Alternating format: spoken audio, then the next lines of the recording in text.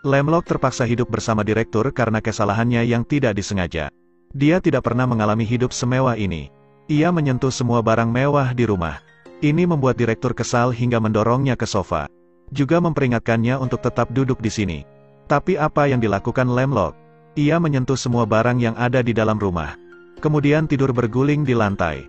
Dan setelah direktur melangkah keluar, ia melihat barang-barang berserakan di lantai. Sedangkan Lamlock sedang berbaring sambil mendengkur.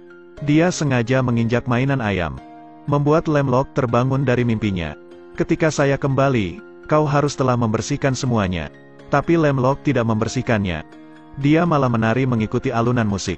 Membuat direktur tidak bisa berkonsentrasi bekerja. Jadi dia sekali lagi memperingatkannya. Dalam waktu 3 menit kau harus membersihkan semuanya. Namun tidak mudah membersihkan semuanya. Awalnya dia mandi untuk istirahat.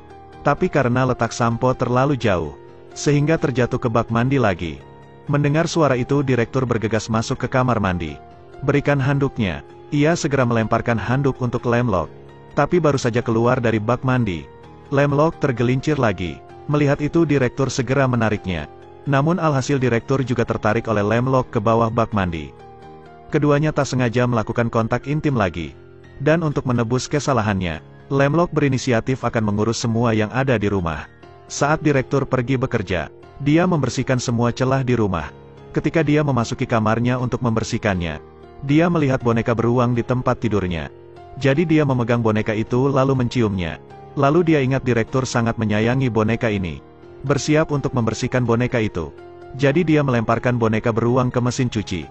Tapi kali ini saat direktur selesai bekerja, ia menemukan boneka beruang miliknya menghilang. Di mana boneka saya? Karena bonekanya agak bau. Jadi saya mencucinya. Tetapi ketika ia melihat boneka beruang itu dijemur di balkon, direktur sangat marah. Mulai sekarang kau tidak bisa menyentuh barang-barang milikku. Ternyata boneka beruang ini adalah hadiah yang diberikan ibu untuknya. Dan saat Lamlock melihat direktur sangat marah, Lamlock memutuskan untuk membeli satu boneka yang identik untuk diberikan kepada direktur. Dibayarkan kepada manajer umum. Tapi harga boneka di toko sangat mahal. Jadi dia terpaksa membeli beruang murah di pinggir jalan. Meskipun tidak terlalu mirip seperti boneka milik direktur. Tapi boneka ini juga jenis boneka beruang. Direktur pasti akan menerimanya. Namun kali ini Lamlock salah perhitungan. Ia punya alergi terhadap boneka beruang itu. Direktur memakai masker dan sarung tangan. Lalu melemparkan boneka beruang itu ke tempat sampah. Di malam hari dia tidak bisa tidur. Akhirnya di perusahaan dia terus menguap lalu meneteskan air mata. Tidak ada cara untuk bekerja. Adapun Lamlock menemui sekretarisnya. Mengetahui bahwa direktur insomnia. Jadi Lamlock pergi ke tempat Dr. Liang untuk mendapatkan obat. Dan setelah merebus ramuan tersebut, akhirnya dia membawakan ramuan itu kepada direktur untuk diminum. Tapi begitu menciumnya, direktur merasa jijik. Tidak peduli apa yang Lamlock katakan. Ia menolak untuk minum. Tapi Lamlock masih belum menyerah. Dia memasukkan obat ke dalam kopi. Namun itu masih ditemukan oleh direktur. Jadi Lamlock berinisiatif untuk menyuapinya. Tetapi trik ini juga tidak berhasil. Akhirnya Lamlock sangat lelah hingga tertidur. Sesuatu yang buruk telah terjadi. Karena tanpa diduga mereka berdua berbaring di tempat tidur yang sama. Setelah direktur bangun, ia mendorong Lamlock sambil membangunkannya. Bahkan setelah Lamlock terbangun, ia juga terkejut dengan kondisi ini. Jadi dia mencoba mengingat cerita tadi malam. Ia jelas telah memberikan obat kepada direktur. Kenapa dia ada di sini sekarang? Ini tempat tidurku. Kemudian ia mengkritik direktur yang memanggilnya datang ke sini untuk tinggal. Ini juga membuat misofobia direktur kambuh. Jadi dia langsung menelepon asisten. Meminta mengganti segala sesuatu yang ada di kamar tidurnya. Setelah mendengarkannya, Lamlock sangat kesal.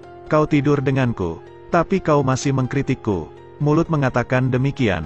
Tapi hatinya beda lagi, jadi ia mundur selangkah demi selangkah untuk meninggalkan kamar tidur direktur. Tetapi setelah itu direktur berpikir bahwa semalam ia benar-benar tidur dengan nyaman. Itu sebabnya ia memberitahukan ini kepada dokter pribadinya. Mendengar itu, dokter merasa penyakitnya masih memiliki harapan untuk disembuhkan.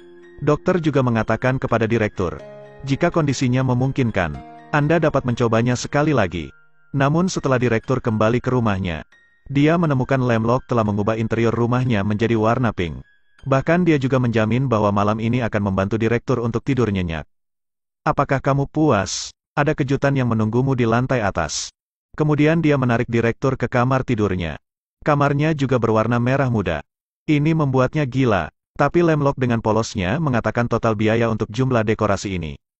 Lepaskan saja semuanya. Saat melihat Lamlock tidak menanggapi, direktur menelpon asisten lagi untuk memintanya mengembalikan semuanya seperti semula. Tapi di malam hari, direktur tetap tidak bisa tidur nyenyak. Lalu dia memikirkan apa yang dikatakan dokter. Coba lagi untuk tidur dengan Lamlock. Akhirnya direktur juga pergi ke lantai bawah. Ketika melihat Lamlock tidur nyenyak, dia duduk di sebelahnya. Namun saat dia baru saja mengangkat tangannya, tangan Lamlock memukulnya. Direktur tidak menyerah. Ia masih mengingat apa yang dikatakan dokter. Dia akan mencobanya lagi. Tepat ketika direktur akan mencoba lagi, dia ditendang oleh Lamlock. Direktur ingin tidur dengan wanita gila ini. Karena tidak bisa tidur sepanjang malam. Baru saja tiba di perusahaan dia ditelepon ayahnya. Ayah ingin mengundangnya dengan Lamlock untuk datang ke pesta ulang tahunnya. Dan untuk kepuasan ayahnya, direktur secara pribadi mengajarinya table manner. Ini sebenarnya cukup sulit untuk Lamlock. Tapi karena direktur ingin ayahnya puas, ia masih berusaha bersabar untuk mengajarinya lagi dan lagi. Sangat cepat hari pestanya tiba. Direktur merangkul Lamlock untuk bergabung dengan pesta ayahnya. Adapun Lamlock tidak menyangka pesta ini memiliki aturan yang sangat kompleks. Jadi ketika dia duduk di kursi, dia merasakan sesuatu yang tidak wajar. Dan ketika melihat satu persatu memberikan doa kepada ayah, ayah tersenyum cerah. Tapi ketika giliran Lamlock untuk mengucapkan selamat ulang tahun, ayah bahkan tidak meliriknya. Ini juga membuat Lamlock sangat malu. Kemudian pria itu memberinya hadiah sebotol anggur seharga 10.000 yen. Puong Kie memberinya tongkat golf edisi terbatas. Melihat itu Lamlock langsung menghela nafas. Dunia orang kaya benar-benar sulit untuk dibayangkan. Saat giliran Lamlock untuk memberikan hadiah, dia menggertakkan giginya dan mengeluarkannya dari tasnya. Lalu dia bernyanyi. Saat semua orang melihat itu, mereka langsung memasang wajah bingung. Tapi Lamlock juga tidak peduli. Ia terus menyanyikan sebuah lagu. Setelah itu dia hanya bisa menghela nafas. Lamlock baru saja selesai bernyanyi. Namun ayah tidak menatapnya sama sekali. Ketika direktur melihat ini, dia berdiri untuk membelanya. Dia hanya harus bersenang-senang. Meski makanan baru dimakan setengah, direktur membawa Lamlock pergi. Dan harga diri Lamlock terluka setelahnya. Ketika pulang, kebencian masih hinggap di hatinya. Keluarga macam apa itu? Kemudian ia membedakan status tinggi dan rendah.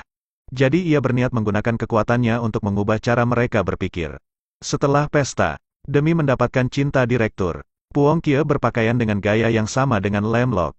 Lalu pergi ke rumah direktur. Puong Kie juga selalu memuji Lamlock dengan pakaiannya yang sangat baik. Setelah bekerja dan melihat Puong Kie ada di sini, direktur duduk lalu merangkulnya. Bahkan dia memberi perhatian khusus padanya. Lamlock kebingungan. Setelah direktur berbisik padanya, dia segera mengerti apa maksud direktur.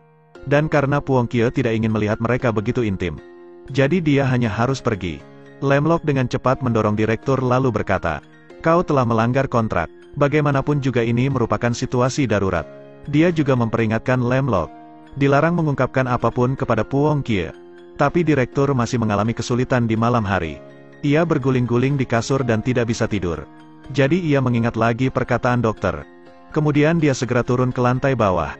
Ketika melihat Lamlock tidur, direktur mengungkapkan senyum jahat. Selanjutnya dia menyesuaikan suhu AC hingga 30 derajat. Kemudian kembali ke kamar untuk menonton. Tidak lama setelah itu Lamlock langsung merasa kedinginan. Tapi direktur juga telah menonton TV selama lebih dari 1 jam. Kenapa Lamlock masih belum datang? Apa ia masih belum terbangun? Jadi dia bergegas turun untuk memeriksa. Tapi sesampainya di ruang tamu, dia tercengang. Karena Lamlock tidak ada di sofa. Cerita pun berakhir. Terus ikuti Edelweiss Review untuk mendapatkan update cuplikan film terbaru.